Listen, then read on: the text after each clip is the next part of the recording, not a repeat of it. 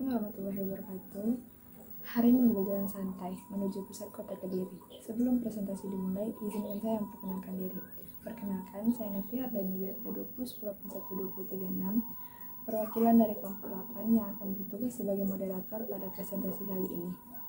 Baiklah, sebelumnya izinkan saya memperkenalkan anggota kelompok kami. Yang pertama ada Rizky Otak Pradana, yang kedua ada Sofiatul Husni Latifah, yang ketiga ada Mahmudi Bintang Ramadhani, yang keempat ada Messi Wahyuni, yang kelima ada Relon Fernando, dan terakhir yaitu saya sendiri Novi Ardani.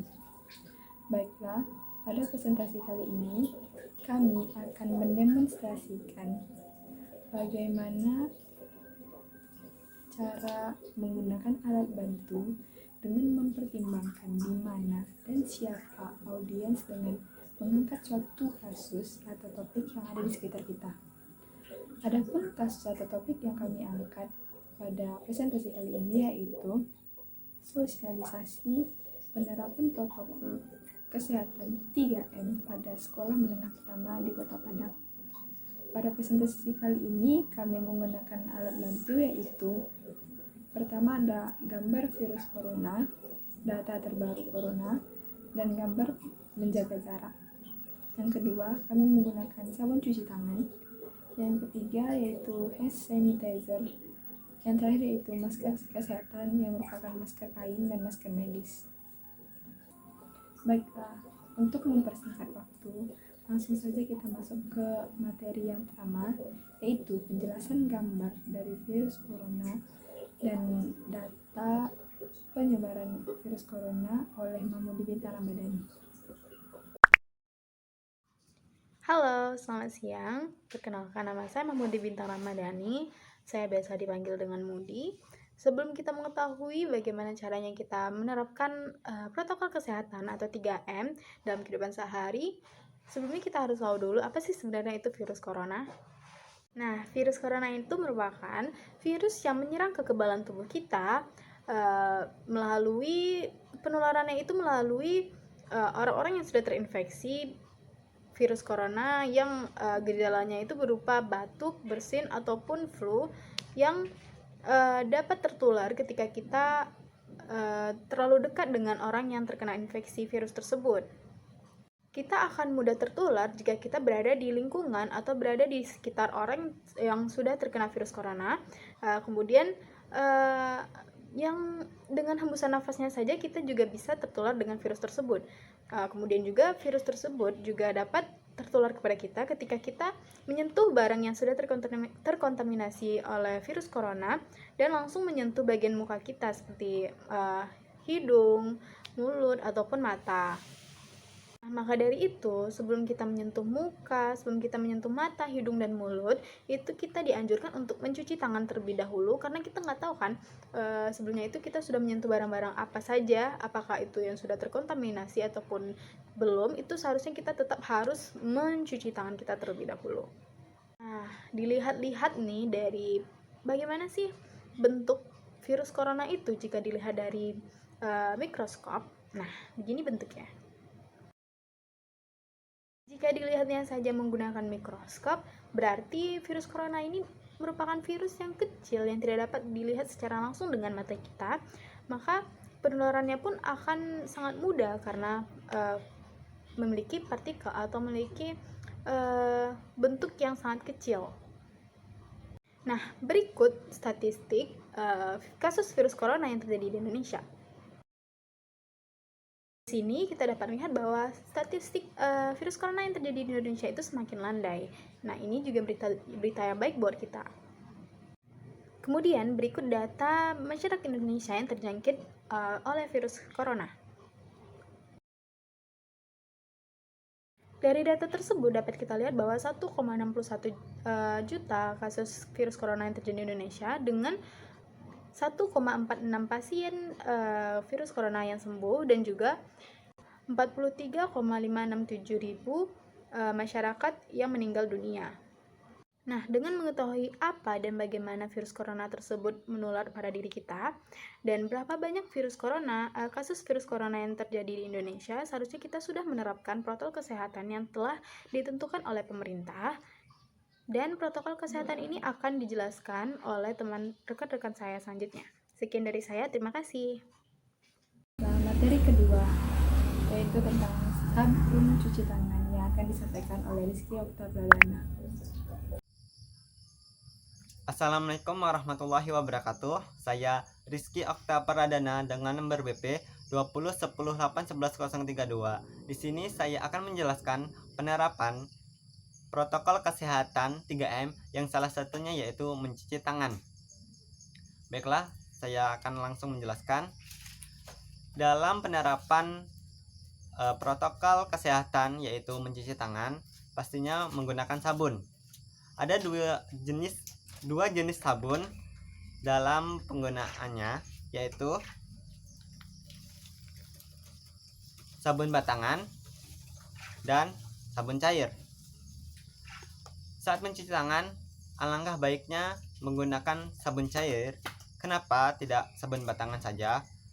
Jikalau menggunakan sabun batangan yang berulang-ulang kali dengan orang yang berbeda, takutnya kuman atau bakteri dari orang lain bisa menempel di batang sabun tersebut, dan jika terkena kulit atau tangan orang lain juga bisa menempel ke tangan orang lain tersebut.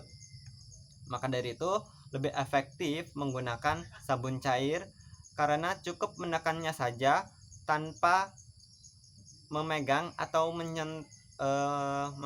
menyentuh dari cairan tersebut, sehingga efektif mengurangi terjadinya hal tersebut yang telah disebutkan saya barusan.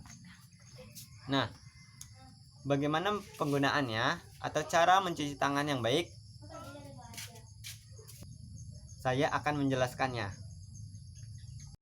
Nah, saya akan langsung mempraktekkannya. Pertama, basahi tangan terlebih dahulu sedikit saja, lalu gunakan sabun.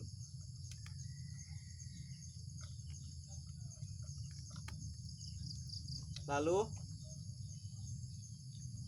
mencuci tangan di daerah dalam punggung tangan,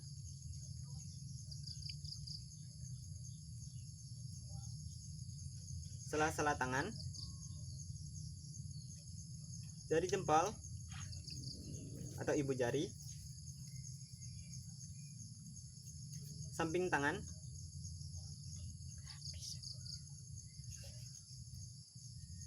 lalu kuku jari.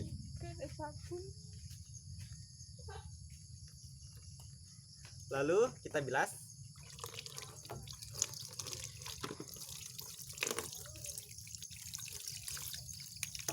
Dan dapat kalian bersihkan atau keringkan dengan tisu atau kain yang kalian punya.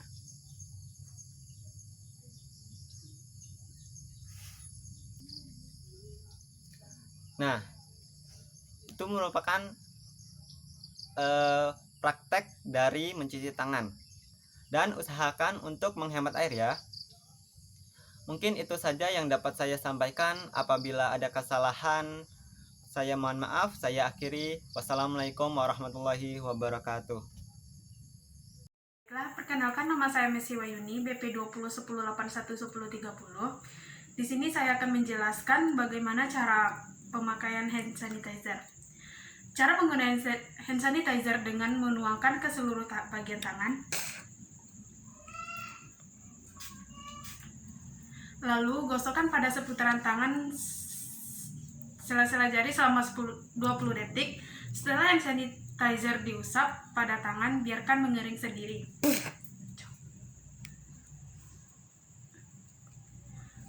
Satu, fungsi hand sanitizer yaitu bisa membersihkan kacamata dan jam.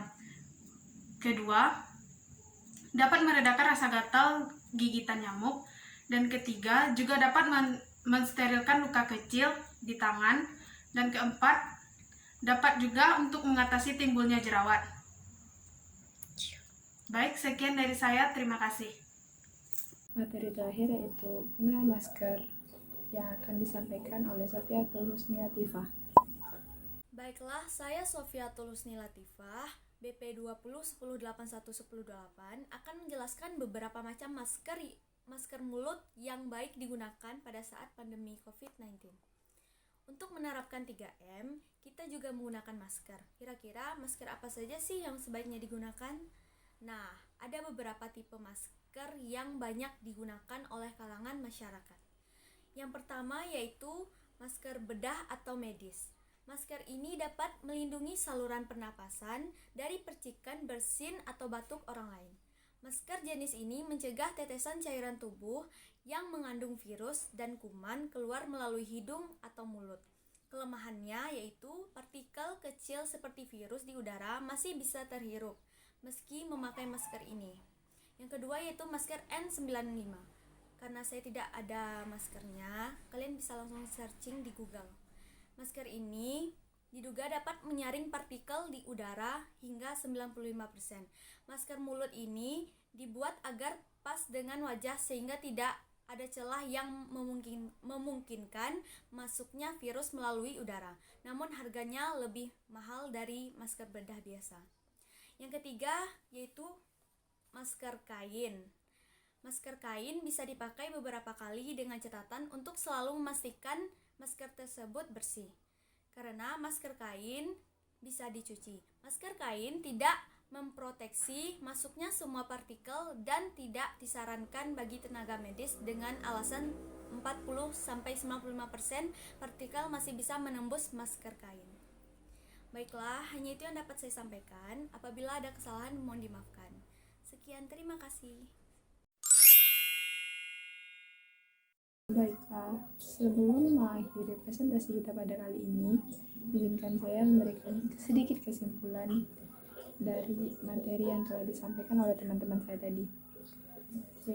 Kesimpulannya itu, virus corona itu menyerang kekebalan tubuh melalui orang-orang yang sudah terinfeksi corona, benda-benda yang terkontaminasi oleh virus corona, dan dengan tidak adanya jarak di antara orang sehat dengan orang yang terinfeksi virus corona. Maka dari itu, kita perlu menjaga jarak dengan orang yang telah terinfeksi virus corona tersebut. Minimal jarak yang harus kita jaga dengan orang yang terinfeksi virus itu adalah 1 meter atau bahkan ada yang menerapkan 1,5 meter agar kita tidak berada di jangkauan orang-orang yang terpapar virus tersebut. Nah, adapun cara mengatasi atau menghindari kita dari terpaparnya virus corona lainnya yaitu dengan cara mencuci tangan. Dalam mencuci tangan, kita bisa menggunakan 2 jenis sabun, yaitu sabun batangan dan sabun cair. Namun demikian, menurut pendapat beberapa orang, sabun cair lebih efektif daripada sabun batangan. Kenapa demikian? Makanya penggunaan sabun batang tidak efektif karena itu disentuh bisa jadi berulang-ulang kali oleh orang lain sebelum kita yang menggunakannya. Dan kenapa sabun cair lebih efektif? Karena kita tidak menyentuh langsung sabunnya, hanya menyentuh botolnya saja, dengan sekali pecet sabunnya keluar dan langsung kita gunakan tanpa menyentuh sabunnya langsung seperti sabun batangan. Selanjutnya, cara kita mencegah terpaparnya virus corona yaitu dengan menggunakan hand sanitizer. Hand sanitizer ini hampir sama fungsinya dengan sabun, akan tetapi hand sanitizer ini lebih mudah dibawa kemana-mana dan tidak perlu menggunakan air untuk membilas setelah kita memakainya. Hand sanitizer ini terbuat dari alkohol dengan beberapa campuran yang berguna untuk menghindari kita dari infeksi suatu virus yang mana dia dapat mematikan virus yang yang ada di tangan atau yang lengket di tangan kita setelah menyentuh barang-barang yang tidak kita ketahui apakah itu bisa memaparkan virus atau tidak. Cara yang terakhir untuk mencegah kita terpapar dari virus corona yaitu penggunaan masker. Ada beberapa masker yang sering digunakan oleh banyak orang, dan beberapa di antaranya itu ada masker bedah atau masker medis. Yang mana masker bedah ini adalah masker yang biasa digunakan oleh tenaga medis yang ada di rumah sakit. Nah, masker ini dapat mencegah keluarnya tetesan cairan dari tubuh yang mengandung virus yang keluar melalui hidung maupun mulut. Nah, yang kedua ada masker kain. Masker kain ini dapat kita gunakan berkali-kali dengan catatan masker ini selalu bersih. Setelah kita gunakan, kita harus mencucinya agar bisa kita pakai lagi. Sekian kesimpulan dari saya. Dengan berakhirnya kesimpulan dari kelompok kami tadi, maka berakhir pula presentasi kita pada hari ini. Sebelum saya menutup presentasi ini, izinkan saya membacakan pantun terlebih dahulu. Naik dalam pergi ke kota, jangan lupa membeli alpukat. Demikian presentasi kita, semoga bisa bermanfaat. Lebih dan kurang saya mohon maaf. Wassalamualaikum warahmatullahi wabarakatuh.